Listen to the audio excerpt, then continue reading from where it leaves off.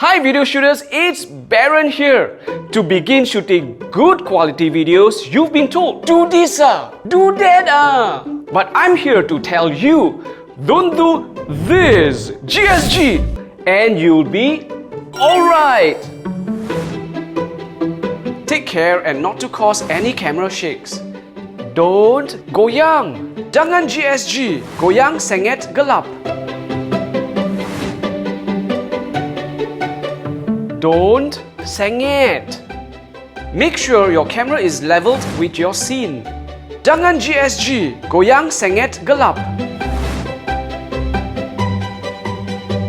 Don't gelap. Keep your scenes bright or add some lights.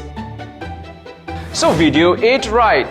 Jangan GSG And you'll be alright.